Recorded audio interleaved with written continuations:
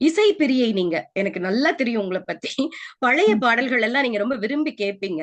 என்ன மாதிரி பாடல்கள்லாம் உங்களுக்கு பிடிக்கும்? ஏன்னா உங்கள மனசுக்கு ஒரு சூதிங் எஃபெக்ட்ன்னு சொல்லுவோம் இல்லையா? பாடல்கள் வந்து உங்களுக்கு எப்பவுமே நீங்க ரொம்ப ஸ்ட்ரெஸ்ஃபுல்லா இருக்கும் பொழுதெல்லாம் கேட்டிருப்பீங்க. என்ன மாதிரி பிடிக்கும் உங்களுக்கு? பொதுவா எனக்கு வந்து எல்லா பாட்டுமே பிடிக்கும். இந்த மாதிரி அந்த மாதிரின்னு இல்ல. பழைய பாடல்கள்ல வந்து நல்ல ஒரு இனிமையான அமைதியான பாடல்களும் பிடிக்கும். நல்ல ஆட்டம் போடுற பாட்டும் பிடிக்கும். எப்படின்னா முல்லை மலர் மேலே மொய்த்து கொண்டு போவேன் அந்த பாட்டு. அது மாதிரி பாடல்கள். அப்புறம் மாமா மாமா மாமா அதுவும் நல்லா இருக்கும். சந்திரபாபு பாடுவார்ல குங்குமப்பூவே கொஞ்சம் கொஞ்சம் புறாவே. ஆமா, அது பிடிக்கும். அப்புறம் தேவிகா, நடிகர் தேவிகா அவங்களுடைய பாடல்கள் அவங்களுக்கு ரொம்ப பொருத்தமா இருக்கும். பி சுசீலாவும் அவங்களுக்கு பாடுறது அது மாதிரி ரொம்ப இனிமையான மென்மையான பாடல்கள். தன்னிலவு தேனிரைக்க, தாழை மரம் நீர் தெளிக்க, அந்த மாதிரி பாட்டு பிடிக்கும். அதே சமயம் ஜெயலலிதா வந்து சில பாட்டுலாம் அப்படி துள்ளி துள்ளி ஆடுவாங்க, பந்து மாதிரி. அது பார்த்தவங்களுக்கு தெரியும். ஒரு கிளப்ல போய் கூட்டத்திலே யார்தான் கொடுத்து வைத்தவர் ஒரு பாட்டு ஆடுவாங்க. இது வந்து தெய்வ மகன் ஒரு படத்துல வரும். அந்த அந்த பாட்டை வந்து இப்ப பாத்தீங்கன்னாலும் இந்த மாதிரி யாரும் ஆடவே முடியாது அப்படின்னு இருக்கும். அப்புறம் பல பாடல்கள் வேற மாதிரி இருக்கும், ரசக்குறைவா இருக்கும், அது வேற. இந்த பாட்டு அந்த அந்த சூழ்நிலையோட அந்த மாதிரி மென்மையான பாடல்கள் இருக்கும். ரொம்ப உருக்கமான பாடல்களும் இருக்கும். சிலது வந்து எனக்கு கருத்து உடன்பாடு இருக்காது, ஆனா அந்த பாடலோட உணர்ச்சியில இருந்து நீங்க தப்பிக்கவே முடியாது. ஒரு சில பாட்டு சொன்னா, உம் புருஷன் வீட்டில் வாழ போற பொண்ணு, நான் என்ன நினைப்பேன்னா, அந்த அறிவுரையெல்லாம் தப்பு இல்லை, அந்த அறிவுரையெல்லாம் சரிதான். ஆனா அத பொண்ணுக்கு மட்டும் சொல்றதுதான் தப்பு. அத மனைவியோட வாழ போற தம்பி இந்த அக்கா சொல்றத கேட்டுக்கணும்னு பாடினாலும் கரெக்ட் தான். ஏன்னா ஆஹ் கணவன் வீட்டில் தாய் வீட்டை புகழக்கூடாது, சரிதானே? புகழ்ந்தா எரிச்சலா இருக்கும். ஆனா எல்லா ஆண்களும் என்ன செய்யறாங்க, மனைவி கிட்ட எங்க அம்மா அப்படி சமைப்பாங்க இல்லையா, அப்ப அவங்களுக்கு தானே ஒரு அம்மா இருக்காங்க, அவங்க அம்மாவும் நல்லா தானே சமைப்பாங்க, அவங்க அம்மா நல்லா சமைப்பாங்கன்னு சொல்லக்கூடாதுன்னா எங்க அம்மா நல்லா சமைப்பாங்கன்னு சொல்லக்கூடாது தானே? அது மாதிரி புரணி பேசக்கூடாது, விட்டு கொடுக்க கூடாது. இதெல்லாம் வந்து பெண்ணுக்கு மட்டும் சொல்லப்பட்டதே அப்படிங்கிறதா எனக்கு வருத்தம். அந்த பாட்டு முடியும் போது அப்படியே அவரு திருச்சி லோகநாதன் அவர்கள் பாடியிருப்பார்.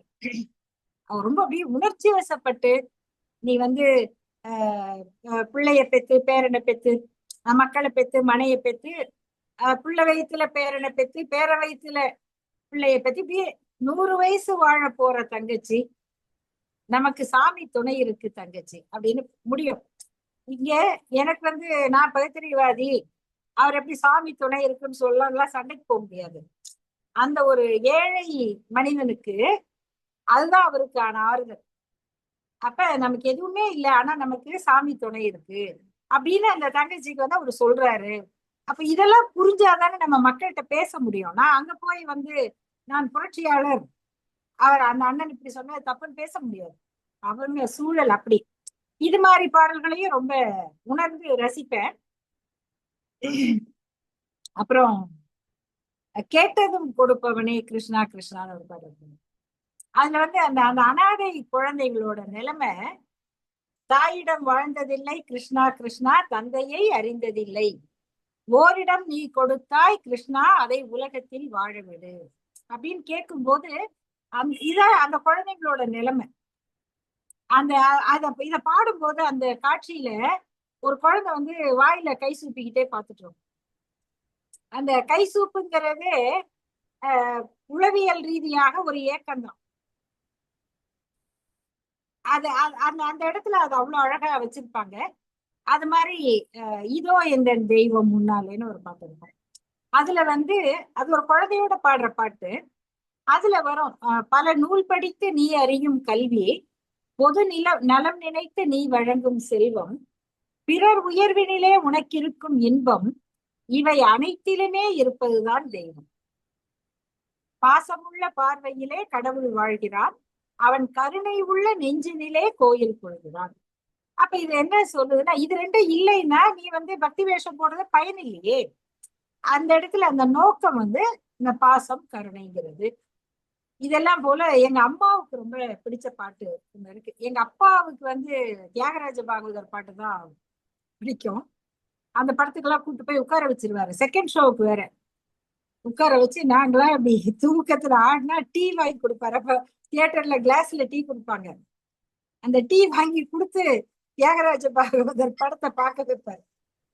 ஆனா வெளியில வந்தா எதுவுமே ஞாபகம் இருக்காது.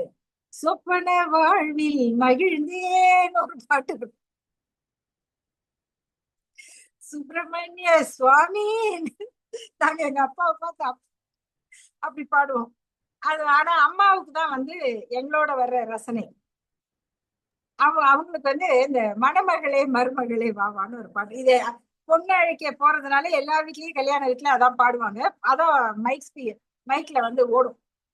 அதுல ஏன் எங்க அம்மாவுக்கு பிடிக்கும்னா, நாங்க ஒரு தமிழாசிரியர் குடும்பம், ரொம்ப வசதி கிடையாது, இயக்க குடும்பங்களோட தான் வளர்ந்தோம்.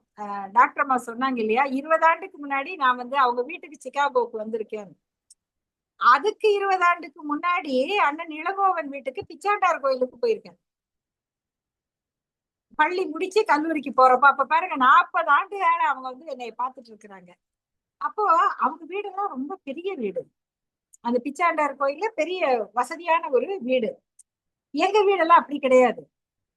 அப்போ நம்ம ஒரு புலவர் குடும்பம், வறுமை கிடையாது, ஆனா ரொம்ப வசதியும் கிடையாது. அதுல வேற நிறைய பேர் நம்ம வீட்டுல இருந்து படிப்பாங்க, எல்லாருக்கும் உதவி செய்யறது, அதனால வரக்கூடிய கூடுதல் சுமையும் இருக்கும். அப்ப எங்க அம்மா அந்த பாட்டை கேட்டு அதை பத்தி சொல்லுவாங்க. என்னன்னா, அதுல அந்த பெண்ணுக்கு அது பணக்கார வீட்டு பெண் நம்ம வீட்டுக்கு வர்றாங்க. அந்த வீட்டு பெண்கள் பாடுறாங்க, எங்க வீட்டுல பணம் இல்ல, பொருள் இல்ல, உன் வீட்டுல இருக்க வசதி இல்ல. எங்க வீடு எப்படிப்பட்ட வீடுனா, கல்வி மகள் வாசம் செய்யும் வாசல் எங்கள் வாசல், கற்றவர்கள் தலை வணங்கும் கோயில் எங்கள் வாசல் அப்படின்னு. இப்படிதான் நான் ஒரு குடும்பம் இருக்கணும் அப்படின்னு. அப்போ இதெல்லாம் கூட பாட்டுல இருந்திருக்கு இல்லையா. அதனால அந்த பாடல்கள்ல எனக்கு இனிமையும் உண்டு, இசையும் உண்டு. உள்ளம் விழித்தது மெல்ல அந்த பாடலின் பாதையில் செல்லன்னு ஒரு பக்கம் பாடிட்டு இருப்போம்.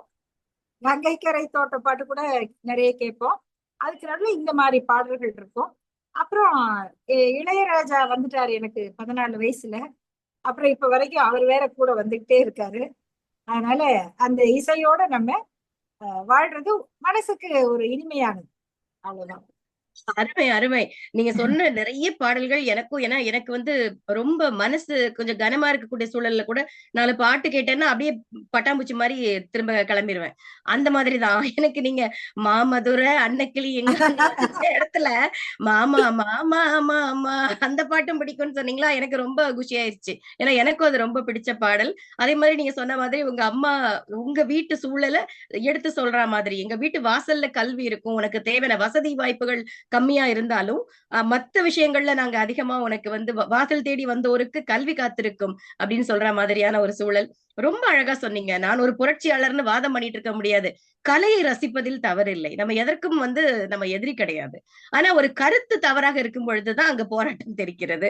ரொம்ப அழகா உங்களுடைய அந்த இசை ரொம்ப துள்ளலோட இப்ப இளையராஜாவோடு நான் பயணித்துக் கொண்டிருக்கிறேன் அப்படின்னு சொன்னீங்க.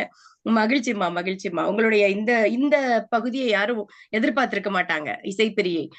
மகிழ்ச்சி.